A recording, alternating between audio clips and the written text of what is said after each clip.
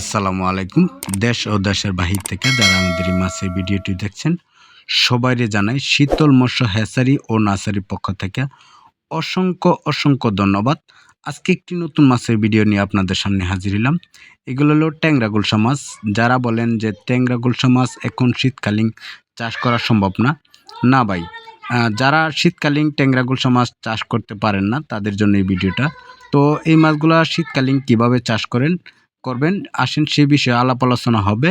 ভিডিওটি না টেনে পুরো ভিডিওটুকু দেখবেন, কেননা এই ভিডিওতে কিছু গুরুত্বপূর্ণ কথা বলা হয়েছে, যে কথাগুলো শুনলে আপনাদের কিছুটা হলেও আশা করি উপকার হবে।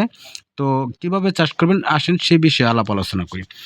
এই মাছগুলা আপনারা আপনাদের যে কোনো একটা পুকুর, ভালো একটা পুকুর নির্বাচন করবেন, যে পুকুরে অবশ্যই ওই হালকা পাতলা রৌদ্র লাগে, যে আপনাদের পাতা চাতা এগুলো না পড়ে সেরকম একটা পুকুর আপনারা নির্বাচন করবেন। এবং যে পুকুরে আপনাদের মোটর আছে, যে মোটর দ্বারা সবসময় পানি দিতে পারবেন, অর্থাৎ পানি দিতে হবে এবং আউট করতে হবে, এরকম একটা পুকুর যদি আপনারা নির্বাচন করতে পারেন, অবশ্যই ওই পুকুরে এই মাছগুলো শীতকালীনও চাষ করা সম্ভব।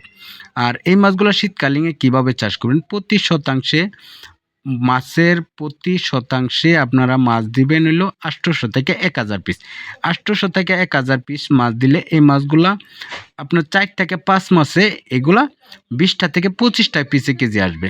তো এই মাছগুলারে কিভাবে আপনারা খাবার দিবেন সেই বিষয়ে আলাপ আলোচনা। এই মাছগুলারে আপনারা যে মাছের যে ওজন আছে, নেট ওজন, ওই নেট ওজন থেকে 5% খাবার ওই মাছকে দিবেন।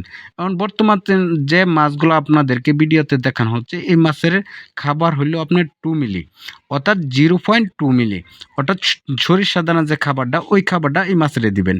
তো আজকে এই পর্যন্ত। পরবর্তী ভিডিও পাওয়ার জন্য